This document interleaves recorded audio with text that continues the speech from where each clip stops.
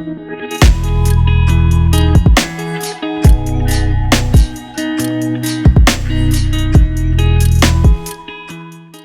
एक बात जो मुझे याद है आपने मुझे बताया था इंट्रोडक्शन के दौरान, आपसे बातचीत के दौरान, कि आप एनसीसी में रहे और इसी वजह से आपके अंदर जो डिसिप्लिन है, जो सेंस ऑफ टाइमिंग है, सेंस ऑफ वर्क है, वो काफी ऑर्गेनाइज्ड है और आप ये चाहते हैं कि कुछ ना करो लेकिन 2 साल एनसीसी की ट्रेनिंग जरूर लो। क्या इससे आपको प्रोफेशन में कुछ फायदा हुआ है and why do you say that? Oh, no, it's not only about profession. Hmm. It's all about building a human. Yeah. Building a human. तो क्या बात? building a human का जो मामला है वो ऐसा है कि building a better human in fact. क्या तो बात? अब वो एनसीसी एक ऐसी चीज है जो कि आपको वाकई बहुत हर इंसान के लिए कंपलसरी होनी चाहिए। इंडिया में तो हर स्कूल में एनसीसी होना चाहिए, मेरा ये मानना है, क्योंकि वो आपको एक बेटर ह्यूमन बनाने में बहुत मदद करती है। आपको जिंदगी में लड़ने के लिए किन चीजों की जरूरत पड़ती है? आपका विल पावर, आपका डिसिप्लिन, आपका हार्ड वर्क, डिटर्मिनेशन। ये हर जगह, हर स्कूल में, हर घर में नहीं सिखा सकता है इंसान। और हार को एक्सेप्ट कर पाने वाली कुवत।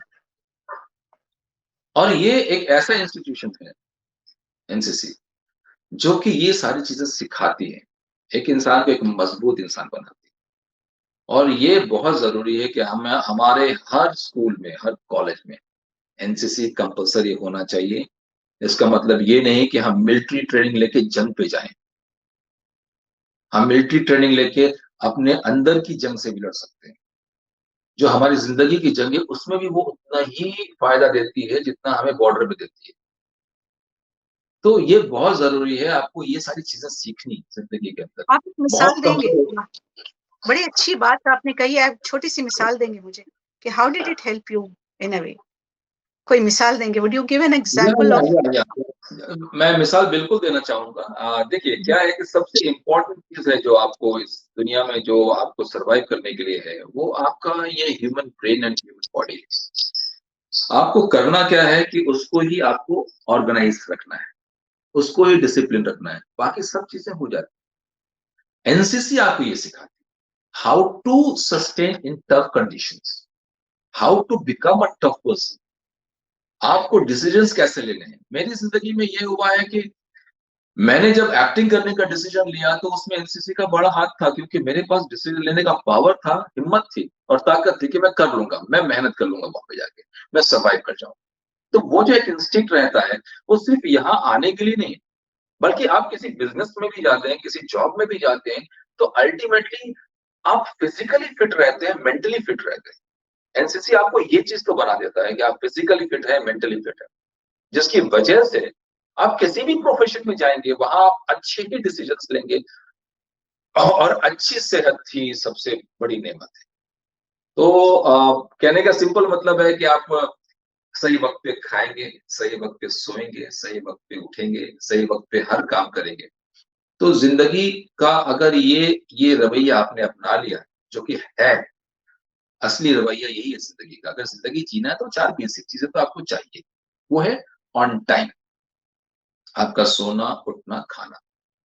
तो ये सिर्फ घर नहीं सिखाता है, ये बहुत सारी ऐसी जगह है जहां जाके सीख सकते हैं। एनसीसी के साथ साथ थिएटर ने मुझे डिसिप्लिन बनाया। तो डिसिप्लिन मुझे ये नहीं कि भाई मैं सोफे पे ही कुर्सी पे ही बैठूंगा और नीचे नहीं बैठूंगा, या मैं चम्मच से ही खाऊंगा, हाथ से नहीं खाऊंगा। डिसिप्लिन का मतलब होता है ओवरऑल आपका थॉट प्रोसेस में डिसिप्लिन, जिसकी वजह से आपकी कोई चीज हाँ अनऑर्गेनाइज ना लगे, कोई चीज जगह से खराब ना लगे। कोई चीज यहाँ अगर रखी हुई है वो वहां उस ढंग से रखी रहे कि अच्छी लगे।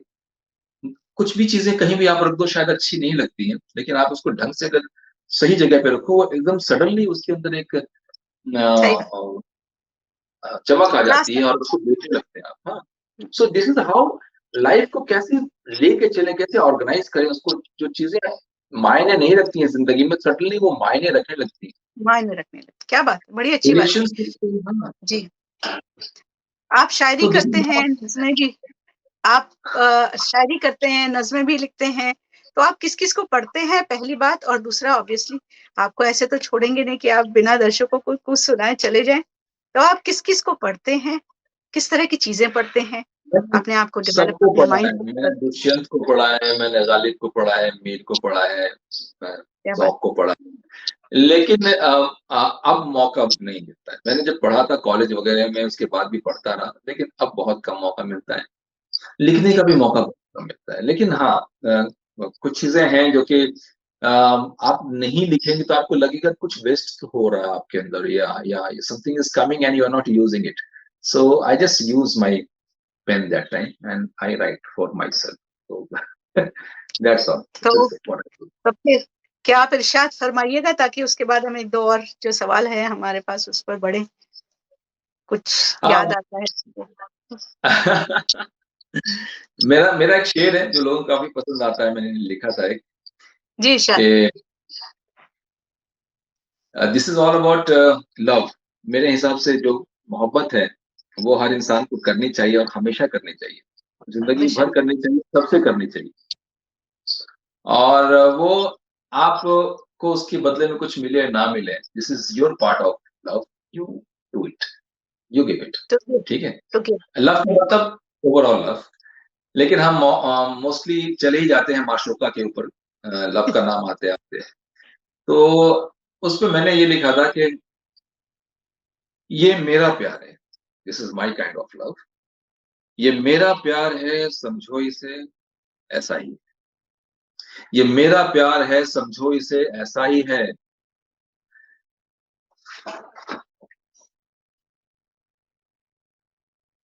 दिखावा है नहीं कि मैं बना दूँ ताज कोई। ये मेरा प्यार है, समझो इसे ऐसा ही है। दिखावा है नहीं कि मैं बना दूँ ताज कोई। तुम्हारे चाहने पर ही मैं तुमको क्यों चाहूँ? तुम्हारे चाहने पर ही मैं तुमको क्यों चाहूँ? मेरी चाहत तेरी चाहत की तो मोहताज नहीं।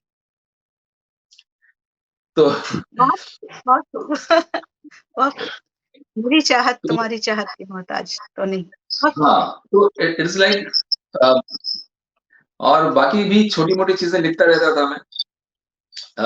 जो आम ज़िंदगी से जुड़ी हुई चीज़ें हैं, आपके जज़्बात से जुड़ी हुई चीज़ें हैं। अ, जैसे मैंने बहुत पहले लिखा था, मुझे अभी अभी आपके पास आने से पहले मुझे एक पुरानी डायरी मिली थी, मैं उसमें वो पढ़ रहा था। जब इंसान बचपन से जवानी तक का सफ़र करता है, बुढ़ापे तक का, और तब वो ज़िंदगी को कुछ इस ढंग से देखता है कि जब भी फुर्सत में रहता था, सपना एक देखा करता था। जब भी फुर्सत में रहता था, सपना एक देखा करता था। लाल परी आई है घर पे, मोती जड़े हैं उसके पर पे। अपनी छड़ी घुमाती थी, पानी को बरसाती थी, उसमें मैं भीगा करता था। जब भी फुर्सत में रहता था, सपना एक देखा करता था। मुझे खिलौने प्यारे थे, मुझे खिलौने प्यारे थे, पर बहुत ही थोड़े सारे थे। वाह! मुझे बहुत खिलौने प्यारे थे, बहुत ही थोड़े सारे थे। अपनी छड़ी घुमाती थी, वो खूब खिलौने लाती थी, उससे मैं खेला करता था। जब भी फुर्सत में रहता था, सपना एक देखा करता था। अब अब भी फुर्सत में रहता हूँ, अब भी फुर्सत में रहता हूँ, लेकिन बस सोचा करता हूँ। अब भी फुर्सत में रहता हूँ, लेकिन बस सोचा करता हूँ। नींद नहीं आती है, अब तो सपने कैसे आएँ? कहाँ मिलेगी लाल परी, हम कैसे उसे मनाएँगे? हाय, हाय! जब भी फुर्सत में रहता था, सपना एक देखा करता था। क्या बात है! बहुत अच्छा, तो बहुत बहुत मासूम है, बहुत वार्म है, और बहुत ही दिल से कहा हुआ है। कोई एफेक्टेशंस नहीं है, कोई प्रिटेंशंस नहीं है, कोई झूठ नहीं है, बहुत ही जी, जी। मासूम सा। एक्चुअली इतना ही, जितना कहते हैं ना, सरल साधारण नहीं होता। मुक्तिबोध कहते हैं शायद, अगर मुझे याद है तो। बिल्कुल, बिल्कुल, बिल्कुल। तो ये बात सही है कि बहुत सरल है लेकिन साधारण नहीं, बड़ा मासूम और खूबसूरत है। जैसे शायद कहीं दूर वादियों में कोई गुनगुना रहा है, कहीं आहा, दूर वादियों में कोई गुनगुना रहा है, क्यों ऐसा लग रहा है वो मुझे बुला रहा है। आहा, कोई क्या बात गुलसिता खिला है, कोई गुलसिता खिला है, कोई राग गा रहा है, कहीं दूर वादियों में कोई गुनगुना रहा है। यूँ ही फूल खिल उठे हैं, यूँ ही साँस थम गई है, ना था इंतज़ार कोई, अब आस बन गई है। यूँ ही फूल खिल उठे हैं, यूँ ही साँस थम गई है, ना था इंतज़ार कोई, अब आस बन गई है। उजड़े हुए चमन में टूटा सा एक भंवरा, मुरझाए फूल पर ही कुछ ठूम सा रहा है। कहीं दूर वादियों में कोई गुनगुना रहा है। वाह! अरे आप तो वाक़ई बहुत अच्छा कहते हैं। मैं इतना अच्छा नहीं समझ रही थी आपको। शुक्रिया, शुक्रिया, शुक्रिया, शुक्रिया। बहुत अच्छा। आपको एक्चुअली इंस्टा वगैरह पर आना चाहिए, बात तो सच है। आपके बच्चे ठीक कहते हैं। नहीं, मैं आऊँगा, मैं आऊँगा। जी, क्या है ना कि मैं बड़ा वर्सेटाइल एक्टर हूँ। आपको यकीन नहीं होगा, आपने मुझे सीरियस रोल में देखा है, लेकिन मैंने मैक्सिमम जो प्ले किए हैं, वो कॉमेडी में किए हैं। अरे तो इंटरेस्टिंग। 90% मैंने जो कॉमेडी की है, वो थिएटर में वो कॉमेडी मेरा फोर्टे है, लेकिन क्या करूँ सब कुछ करना पड़ता है, एक्टर हूँ तो। और एक चीज़ करके मैं रुक भी नहीं सकता हूँ। मुझे ये भी करना सही, है, मुझे कॉमेडी भी करनी है, मुझे नेगेटिव भी करना है, मुझे पॉज़िटिव भी करना है। मैं शायर भी हूँ। तो ये एक रहता है आपके अंदर, कुछ चीज़ें हैं जो उबलती रहती हैं, जब-जब जिसका उबाल आ जाए वो बाहर निकल जाता है। सही बात है, सही बात है। गिफ्ट ऑफ गैब है आपके पास और प्लस टैलेंट तो है ही और क्रिएटिव दुनिया में रहने से ये चीज़ें तो जी, निकलती जी, रहती हैं। जी। जी, आप कितना ढूँढ रहे हैं, कितना खोज रहे हैं, कितना घुसे हुए हैं उसके अंदर। बस, You बस have यही to बात। go down, down, down, down, then you will find it. मोती मिलते हैं, थोड़ा नीचे जाना पड़ता बेशक, बेशक, बेशक, बेशक, बेशक, बहुत खूब। मैं आपसे एक चीज़ जानना चाह रही हूँ जो ज़्यादातर लोगों से मैंने पूछी है। जिस चैनल के ज़रिए मैं आपसे बात कर रही हूँ, आवाज़ द वॉइस, इनकी एक पॉलिसी है। इनकी पॉलिसी ये है कि हम गंगा-जमुनी तहज़ीब की बात करेंगे, हम शेयर्ड कोएग्जिस्टेंस की बात करेंगे, कल्चरल हेरिटेज की बात करेंगे। जिस स्पेस में आप काम करते हैं, वो स्पेस भी ऐसा ही है जिसमें सारे मज़हब के लोग इकट्ठा मिल के काम करते हैं। और एक गंगा-जमुनी तहज़ीब तो है ही, कोई किसी से ज़ात धर्म नहीं पूछता जब एक्टिंग करने जाता है। कौन हिंदू है, कौन मुसलमान है, मतलब ज़ात का, धर्म का कोई मतलब ही नहीं है। ऐसी स्पेस में रहकर भी पहले तो मुझे ये बताइए कि क्या आप ये महसूस करते हैं कि शुरू से जो आप ये गंगा-जमुनी तहज़ीब और ये जो जुड़ाव देख रहे हैं, सौहार्द देख रहे हैं, क्या वो अभी भी है या उसमें कमी आई? है। भाई, मैं सच बताऊँ आपको राणा जी, जब मैं ये फ़ोन उठाता हूँ या टीवी देखता हूँ, तो वहाँ जी, पे मुझे बहुत कुछ दिखता है। सोशल और ये मीडिया पर। दिखता है, हाँ, और ये दिखता है मीडिया के ज़रिए से, और ये दिखता है अ, उन लोगों के ज़रिए से जो वो दिखाना चाहते हैं। आप यकीन मानिए, 4 लोग कहीं खड़े होके कुछ किसी को बोल रहे हैं, हम अगर उसे कैमरे में शूट ना करें, उस चीज़ की वैल्यू ही नहीं, उसे 5वाँ सुनेगा ही नहीं। अगर 10वाँ सुनेगा भी तो यकीन नहीं करेगा, तो वो चीज़ वहीं दम तोड़ देगी। कहानी इतनी सी है, हम उसे कैमरा लगा के पूरी दुनिया को दिखाएँगे, तो वो चीज़ें आगे बढ़ेंगी, वो चिंगारी आग बनेगी। तो सबसे पहला तो इसमें हम ये देखें कि हमारी मीडिया को इतनी खुली छूट दी हुई है कि आप कुछ भी दिखा दो, वो गलत बात है। अगर आपको मालूम पड़ता है इस दुनिया में इंसान और शैतान कोएग्ज़िस्ट करते हैं, तो आपको ये भी ध्यान रखना पड़ेगा कि आपको शैतान को काबू में रखना है, ये ज़रूरी है। तो ऐसे रूल्स हमें लाने पड़ेंगे, जिससे कि हम शैतान को काबू में रखें, कि इंसान खुशी से रह सके। खुशी से ज़्यादा मैं कहूँगा सुखी रह सके। क्या बात! तो आपने हाँ, जब आप इस तरह की बात करते हैं इकबाल साहब, तो क्या ऐसा नहीं होता कि जैसे जैसे कुछ भी हो, नफ़रतें दिख रही हैं, फैल रही हैं, हर लोग एक-दूसरे से कहीं न कहीं दूर जा ही रहे हैं। हालाँकि आपकी इंडस्ट्री में ये चीज़ें ना के बराबर हैं। कुछ लोग कहते हैं कि थोड़ा बहुत क्रीप कर रही है। तो ऐसे में इतनी बड़ी इंडस्ट्री जिसको पूरी दुनिया मानती है, जानती है, उसके एक्टर्स को अपना रोल मॉडल मानती है, तो ये इंडस्ट्री साइलेंट क्यों रहती है? और वो क्यों अप्रेस्ड के साथ नहीं दिखती? वो क्यों सोचती है कि मेरी आर्ट एंड कल्चर की दुनिया अलग है, मुझे तुम्हारी दुनिया से कोई लेना-देना नहीं। क्या आपको लगता है ये decision to not to speak up for the oppressed, is it this right कि आपको लगता है ये ठीक है, एक साइलेंस जो डेडली साइलेंस है? देखिए, पहली बात तो थैंक गॉड कि हमारी इंडस्ट्री में ऐसा कुछ देखने को नहीं मिलता है, फ्रैंकली स्पीकिंग। ना तो मैं और ना मेरे दोस्त, ना हम लोग ना तो बातें करते हैं इन सब चीज़ों के बारे में और ना सीधा जाते हैं और काम करते हैं और जिस ढंग से पहले थे वैसे आज हैं और वैसे ही रहेंगे। मैं जिस गंगा-जमुना तहज़ीब की आप बात कर रहे हैं वो उसमें ही पला-बड़ा हूँ इनफैक्ट। मैंने अपनी ज़िंदगी में वो सारे कुछ किए हैं जो इस हिंदुस्तान में हिंदू लोग करते हैं। एक ऐसा मुसलमान जो हिंदुओं के बीच में पला-बड़ा है और बड़ा मज़ा आता था। मेरी माँ बहुत परहेज़गार औरत है, 5 वक़्त की नमाज़ी। लेकिन कभी वो मुझे ये मना नहीं करती थी कि भाई जो बाजू में सरस्वती पूजा में जो मूर्ति बैठी है, उसके लिए तुम मत जाओ लाने के लिए या उसके लिए चंदा तुम मत माँगने जाओ। तुम्हारे दोस्त हैं, जाओ, कोई बात नहीं। आप कहीं से भी अपना मज़हब नहीं खोते हैं, किसी के मज़हब को सपोर्ट करने में। आप किसी भी तरह से आप उस गंदगी का हिस्सा नहीं बनना चाहते हैं, जो गंदगी आप आप आपको अच्छी नहीं लगती है, आप उससे दूर रहने की कोशिश करें। तो आप यकीन मानिए कि मैं मेरे घर के बाजू में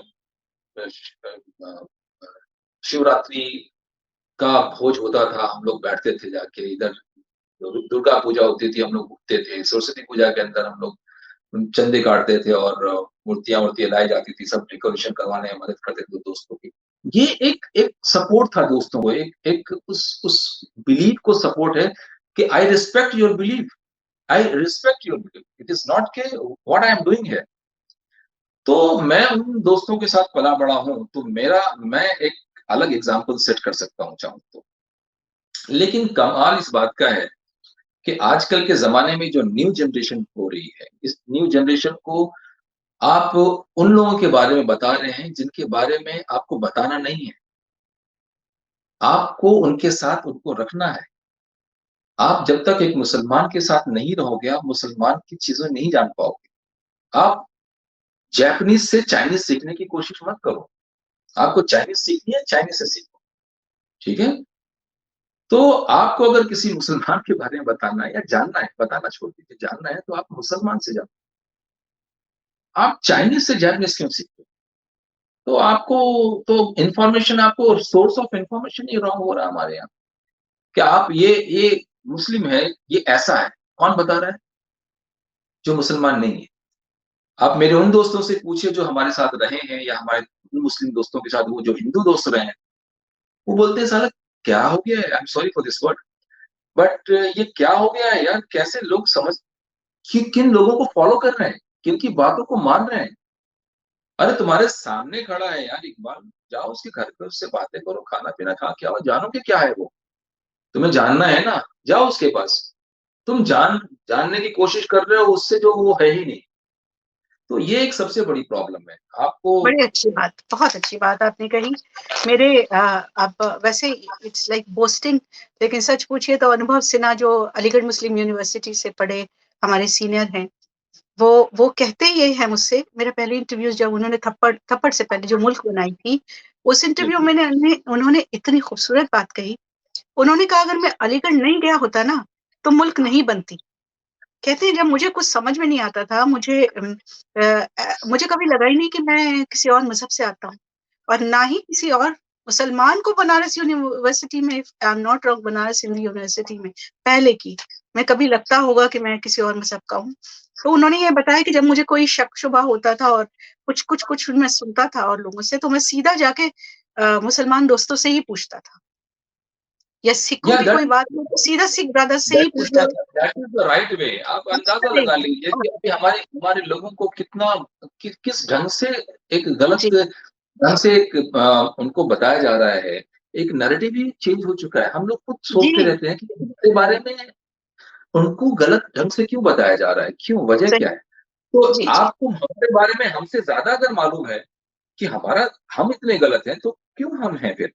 फिर सबसे पहले हमको मालूम होना चाहिए, सबसे पहले हमें धर्म छोड़ के भागना चाहिए अपना। तो कहने का सिंपल ये मतलब है कि जब हमें पता है धर्म के बारे में, हमारा हमारा मज़हब है, आप आओ, आप हमसे मिलो, हमारे घर पे आओ, हमें देखो, हमसे पूछो, हम बताएँगे।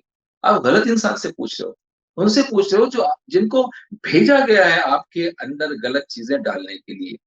गलत नैरेटिव डालने के लिए जिन्हें तैयार किया गया है।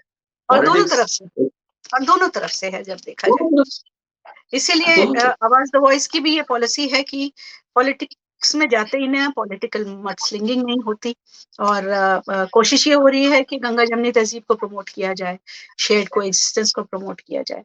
तो आज इससे पहले कि हमको जितने जितने भी दोस्त हैं, मुझे मालूम है कि उनका जो विश्वास है, उनकी उनकी जो चीजें हैं, वो कितनी अच्छी हैं और कितने अच्छे ढंग से वो उसको करते हैं। कुछ गलत ढंग से भी करते हैं, मानता हूँ, लेकिन जो उसके पीछे की भावना होती है, हम उस भावना को समझें। वो ज़रूरी है। हम पूजा में जब जाके बैठते हैं, शिवरात्रि में जाके बैठते हैं, या दुर्गा पूजा में जाते हैं, या हम कहीं भी सरस्वती पूजा में जाते हैं, तो उनकी भावना को समझना, that is the most important thing. वहाँ आप मूर्ति से ज़्यादा उस बिलीफ को मानते हैं कि देखो, इनके अंदर कितनी प्योरिटी आती है उस वक़्त जब ये सब कुछ कर रहे होते हैं वो। तो आप उनको इस भावना को इज़्ज़त करते हैं आप। इसी ढंग से जब हम नमाज़ पढ़ते हैं, तो हमारी भावना की इज़्ज़त होनी चाहिए, ना कि हम नमाज़ में क्या बोलते हैं या क्या पढ़ते हैं। सो ये दोनों तरफ से बहुत ज़रूरी है समझना लोगों को, और समझाना भी बहुत ज़रूरी है कि हमारे पास दोनों तरफ से गलत इंटरप्रिटेशन आ रहे हैं चीज़ों को लेके, और ये क्यों हो रहा है, ये भी सब लोग को पता चल चुका है। अब पता चल चुका है, तो मैं उम्मीद करता हूँ, ये धीरे-धीरे लोग जागरूक होंगे और आमीन, इसको अपने दिमाग से निकालेंगे। आमीन। आमीन। मेरा सेकंड लास्ट क्वेश्चन, हालांकि मेरा बस चले तो मैं 1 घंटा और बात करूं, पर आपको भी जाना है, इनको भी जाना है, तो मैं बहुत जल्दी खत्म कर दूंगी। आपने अपना प्रोडक्शन हाउस खोला है, आपने मुझे बताया, तो ये प्रोडक्शन हाउस आपने क्यों खोला, और इसमें क्या माल मसाला हमें दिखने वाला है, थोड़ा दर्शकों को बताइए प्लीज। तो मैंने आपको बताया ना कि बहुत सारी चीज़ें हैं। मैं एक कॉन्सेप्चुअलाइज़र भी हूँ, स्टोरी टेलर भी हूँ, और सोचता रहता हूँ, लिखता रहता हूँ। तो जहाँ मैं बैठा हूँ, ये फ़िलहाल मेरा ऑफ़िस का ही एक पार्ट है, और मैं यहाँ से कुछ चीज़ें खुद बना के पेश करना चाहता हूँ, जो मेरे ज़हन में है, जो मेरी प्रोडक्टिविटी में है, मेरी क्रिएटिविटी में है, तो मैं चाहता हूँ उसको बना के सामने लाऊँ। क्योंकि जो मैं कर रहा हूँ, उससे मैं बहुत खुश नहीं हूँ, लेकिन हाँ, खुश हूँ। लेकिन मैं चाहता हूँ कि अब वो काम करूँ, जो कि मुझे बहुत सालों से कचोट रहा था कि क्यों नहीं करते? तो वो वक़्त आया है कि जैसे मैं करना चाहता हूँ। जैसे जैसे जैसे I want always wanted to become a very sensitive film maker. Sensitive okay, का मतलब ये है कि मैं सीरियस फ़िल्म के बारे में सिर्फ़ सोचूँगा। कॉमेडी मेरा फ़ोर्टे है, मैं कॉमेडी भी बनाऊँगा, वो भी करूँगा। बट मेरे पास वो चीज़ें हैं जो कि मैं एंटरटेनमेंट से जुड़ा रहना चाहता हूँ और उसे दिखाना चाहता हूँ। एंटरटेनमेंट का अपना तरीका मैं लोगों को दिखाना चाहता हूँ। क्या मैं बात चाहता क्या, हूँ कि एंटरटेनमेंट का मतलब ये नहीं होता है कि सिर्फ़ नॉलेज या सिर्फ़ मस्ती या सिर्फ़ एक आर्ट मूवीज़, ओवरऑल जो चीज़ें आपको बाँध के रखें और उठने ना दें, चाहे वो क्या कुछ भी हो, वो आपको, मैं उन चीज़ों को लेके आना चाहता हूँ कि क्या जो समाज के लिए बहुत frankly speaking, I am always concerned with for society, कि सोसाइटी को एक हेल्दी एंटरटेनमेंट और जेन्युइन एंटरटेनमेंट मिले। ये नहीं कि हेल्दी के नाम प्रोडक्शन, पे मैं कुछ परोस रहा हूँ, हाँ, हेल्दी बोल रहा हूँ, एंटरटेन नहीं हो पा रहे उससे। सो ये आपका इम्पोर्टेंट है। प्रोडक्शन हाउस का नाम क्या है? आजाद? जी, इसका नाम है moving Chitra production. Oh, interesting. Moving Chitra is like चलचित्र, से मूविंग चित्रा लिया था। तो तो आपने उसका नाम आजाद फिल्म्स क्यों नहीं दिया? बड़ा अच्छा रहता। आजाद मूवीज, आजाद मैं आपके हाँ, नाम के नहीं, साथ। जी, बिल्कुल आपकी बात मैं समझ रहा हूँ, लेकिन बहुत ये पॉसिबल नहीं था मेरे लिए कि मैं जी। अपना नाम किसी को दूँ। हाँ, मैं अब अपने प्रोडक्ट को अपना नाम दूँगा ज़रूर। थोड़ा सा फैमिली के बाद, आपके 3 बच्चे 4 बच्चे हैं, और आपकी वाइफ फराह जी जो है डॉक्टर हैं। थोड़ा सा अपनी इमीडिएट फैमिली के बारे में बताएं। मेरी वाइफ़ डॉक्टर हैं और उनका क्लिनिक है यहाँ पे, जनरल फिजिशियन है वो, और मेरा बड़ा बेटा है, जस्ट जस्ट पास्ड आउट, और मास नाम क्या है मीडिया से। आपके बड़े बेटे का? आपके बड़े बेटे का नाम उसका, क्या है? मेरी वाइफ़ का आप नाम है डॉक्टर फराह इकबाल, मेरे बेटे का जी, नाम है माज़िन इकबाल। उससे छोटी बेटी है जो culinary में अभी होटल मैनेजमेंट में कर रही है, वो शी इज़ बिंज़ा इकबाल, और सबसे छोटी है वो 8th में है, उसका नाम है यमुना इकबाल। तो this is my family. Very beautiful, very beautiful. तो मेरा last, I really don't want to go, but आवाज द वॉइस के लिए क्या आप कोई मैसेज देना चाहेंगे? जैसे मैंने आपको जस्ट अभी अर्ज मैंने किया कि they trying to kind of promote shared coexistence, कुछ मैसेज आप देना चाहेंगे? बड़ी बड़ी कोशिश हम ऐसे वक्त में कर रहे हैं जब जब ये कोशिश थोड़ा रंग लाएगी, उम्मीद करते हैं। तो कुछ कुछ आप लिखा था मैंने, मैं वो लास्ट बोल देता हूँ, मुझे मेरे ख्याल से ये चीज कन्वे हो जाएगी उन तक। आवाज के लिए बहुत अच्छी चीज होगी मेरे ख्याल से। आवाज द वॉइस। मैं इसके ऊपर, हाँ मैं इसके ऊपर कुछ लिखा भी है इसे मैंने, अरे और वाह, इसमें कुछ बना भी है। प्लीज इरशाद इरशाद। गदर होती है और आवाज आती है, इसे मारो उसे मारो। गदर होती है और आवाज आती है, इसे मारो उसे मारो। कि अस्मत लूट लो औरत के बच्चों को कुचल डालो।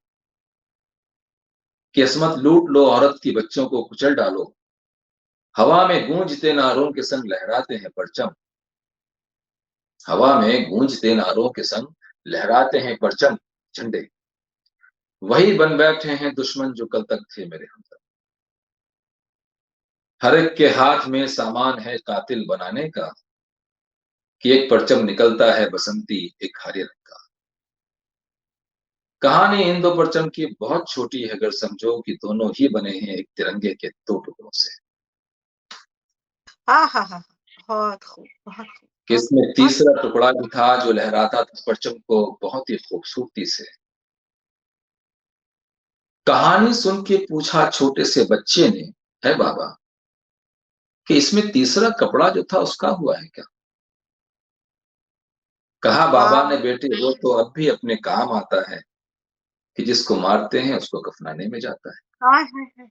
बहुत अच्छी, सच बहुत गहरी सोच, बहुत अच्छी। तो ये नुकसान सबका है, ये नुकसान सबका है। और इस तिरंगे को जो हमने चीथड़ों में बदल दिया है, इसको संजोना है, और इसमें एक डंडा जो गांधी जी का था वो लगाना है और उसको फहराना है। ये आवाज के थ्रू मैं यही बोलना चाहता हूँ बस। बात है, और यही आवाज की भी कोशिश है। क्या आवाज की टीम सुन रही है इकबाल साहब को? तो इकबाल साहब, आवाज की जो ये चैनल है उसको आप वुड यू लाइक टू, वैसे ये बोलने में बहुत अजीब लगता है, would you like to wish them the best? को जो परचम, आप परचम की बात कर रहे हैं, वो जो लहरा रहे हैं, तो मैं इतना ही बोलूंगा कि जो आप लोगों ने ये कोशिश की है, और ऐसी कोशिशें छोटी छोटी बहुत सारी हो रही हैं, और जी जी जी। ये कमाल की चीज है। ये कहते हैं ना कि जब कोई परेशानी आती है, जब बीमारी आती है ना, तो उसको, बीमारी को मारने की भी कैपेसिटी हमारे जिस्म के अंदर, हमारी इम्यूनिटी बनाने लगती है उसे, जैसे कोरोना से लड़ने की भी इम्यूनिटी हमारे अंदर बन रही है। तो उसी तरह से ये, जब ये बीमारी आई है ना, तो ये छोटे छोटे जो चैनल्स निकलने शुरू हुए हैं, आप लोग जैसे बड़े बड़े जर्नलिस्ट भी इसमें अपना चैनल लेके आ रहे हैं। ये वो है, इम्यूनिटी है, इस बीमारी को मारने की दवा है। तो शायद ये काम करेंगे। ये निकलना शुरू हुए हैं टैबलेट्स, कैप्सूल्स मार्केट में आ रहे हैं, तो बीमारी खत्म होगी। All the best for that. बहुत अच्छी बातें करते हैं आप, वाकई बहुत अच्छी बातें करते हैं, बहुत बहुत दिल से बातें करते हैं, कोई बनावट नहीं है, कोई झूठ नहीं है, कोई प्रिटेंशंस नहीं है। आपकी इसी खूबसूरती को हम सलाम करते हैं, और आवाज द वॉइस के साथ की तरफ से मैं आपको बहुत बहुत बहुत शुक्रिया अदा करना चाहती हूँ। Thank you very much, thank you very much, और थैंक यू। ये भी कि अगर आप हमें भूल गए तो भी हम आपको नहीं भूलेंगे। एक बड़ा अच्छा सा शेर है एक अच्छा सा शेर है जिसके साथ मैं आपको आपको अलविदा कहना चाहती हूँ। तो याद रख या भूल जा, तू याद है ये याद रख। हाँ हाँ, आ रहा, बहुत अच्छा, वेरी गुड, थैंक यू। बहुत बहुत शुक्रिया, थैंक यू सो मच।